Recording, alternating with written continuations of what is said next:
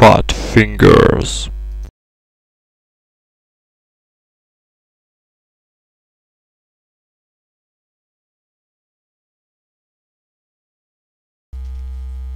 Maman m'a appelé et elle m'a dit « Nicolas, sois gentil et va me chercher chez l'épicier 2 boîtes de petits pois fins, comme je lui en ai acheté la semaine dernière, un paquet de café, il sait lequel, et 2 livres de farine. » Moi, j'étais content, parce que j'aime bien rendre service à ma maman, et aussi, ça me plaît d'aller chez l'épicier, monsieur Compagnie, qui est très gentil et qui me donne toujours des biscuits, les cassés, qui restent au fond des boîtes, mais qui sont rudement bons.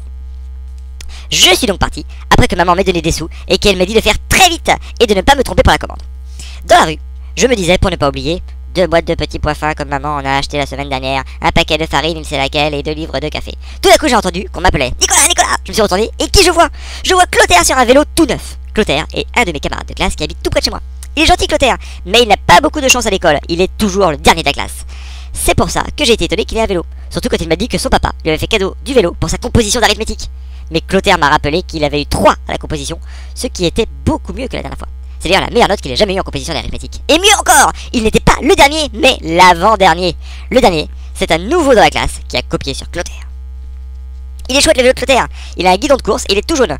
Clotaire m'a offert de faire un tour tout seul et puis, ensuite, je suis monté sur le guidon et lui il a pédalé. Après c'est moi qui ai pédalé et lui il était assis sur le porte-bagages.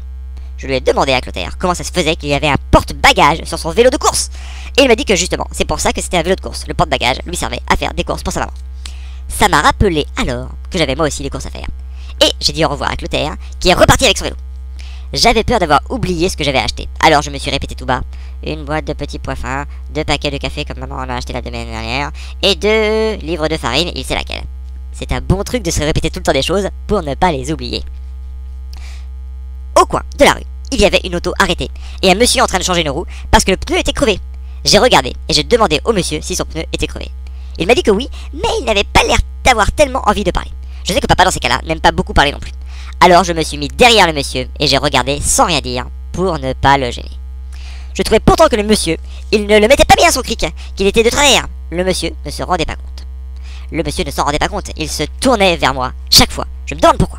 C'est fou ce que les gens sont curieux comme dit maman. Et puis, tout d'un coup, boum, le cric a glissé et la voiture est retombée avec la roue de travers. Du coffre de l'auto, il y a un tas de bouteilles qui sont tombées dans le ruisseau et qui se sont cassées. Là, je me suis dit que quand même, il valait mieux prévenir le monsieur. Faites attention, je lui ai dit, avec tout ce verre cassé, vous risquez de crever de nouveau. Le monsieur, qui me regardait pourtant tout le temps quand je ne lui parlais pas, là, il m'a parlé sans me regarder. Je ne voyais que le dos de sa tête, qui était devenu tout rouge. « Tu n'as rien d'autre à faire que de rester ici ?» il m'a demandé. Alors je suis parti en courant, parce que je me suis rappelé que je devais acheter 2 paquets de café comme maman en a acheté la semaine dernière, et 2 livres de petits pois fins, il sait lesquels. 2 et 2, c'est facile à se rappeler. Moi je trouve toujours des systèmes comme ça pour ne pas oublier. J'allais traverser la rue en faisant bien attention de ne pas me faire écraser. Quand j'ai rencontré Monsieur Blédur, notre voisin. Mais c'est le petit Nicolas qui l'a dit. Monsieur Blédur, comment ça va, bonhomme? Et puis il m'a pris la main en me disant que j'étais trop petit pour traverser tout seul et que mon papa et ma maman étaient bien imprudents de me laisser traverser les rues. Comme Monsieur Blédur me parlait en traversant, il n'a pas vu le gros camion qui a dû donner un coup de frein et se mettre en travers de la rue pour nous éviter. Monsieur Blédur a fait un bond terrible et comme il me tenait la main, il a fallu que je suive. Le chauffeur du camion a sorti la tête par la portière et a demandé à Monsieur Blédur s'il n'était pas fou. Monsieur Blédur a répondu au chauffeur que quand on ne sait pas conduire, on fait de la dentelle, que c'était moins dangereux pour les autres. Alors le chauffeur a dit qu'il était prêt à suivre ce conseil et qu'il avait commencé par faire de la dentelle avec les oreilles de Monsieur Blédur, ce qui m'a bien fait rigoler parce que c'est une drôle d'idée. Mais Monsieur Blédur, ça n'a pas fait rigoler. Il a dit au chauffeur de descendre s'il était un homme. Le chauffeur est descendu de son camion. Monsieur Blédur savait bien sûr que le chauffeur était un homme, mais je ne crois pas qu'il savait que c'était un homme aussi grand. Moi en tout cas, j'ai été surpris. Monsieur Blédur a commencé à reculer à petits pas en disant ça va, ça va, ça va. Puis il a buté les talons contre le bord du trottoir et il est tombé assis. Le chauffeur l'a relevé par les revers de sa veste et il a dit à Monsieur Blédur que quand on a de la confiture dans les yeux, on ne traverse pas les rues. C'est ça qui m'a rappelé que j'avais encore des courses à faire. J'aurais voulu voir la fin de la discussion entre le chauffeur et Monsieur Blédur, mais je suis parti en courant pour aller chercher les 2 boîtes de confiture que maman en a acheté la semaine dernière. J'étais maintenant tout près de l'épicerie de Monsieur Compagnie. Ce n'était plus la peine de se presser et ça tombait bien parce que j'ai vu Alceste. Alceste, c'est mon copain, celui qui est gros et qui mange tout le temps. Alceste est à la fenêtre de sa maison. Il habite entre l'épicerie et la charcuterie, ce qui lui plaît beaucoup. Et en plus, derrière chez lui, il y a un restaurant. Alors, quand le vent souffle du bon côté, il y a plein d'odeurs de cuisine. Au fond, c'est peut-être pour ça qu'Alceste a toujours faim. Alceste m'a dit de monter chez lui parce que sa maman avait acheté un livre formidable avec des images en couleur. Je suis donc entré chez Alceste et là, j'ai été un peu déçu. Son fameux livre, c'était un livre de cuisine. Mais comme Alceste avait l'air de l'aimer beaucoup ce livre, je ne lui ai rien dit et j'ai même fait semblant de m'intéresser à toutes ces histoires de demi-poulards d'endeuil, de pommes soufflées et de broches à mousseline. Alice, il me montrait du doigt les images et il avalait de la salive.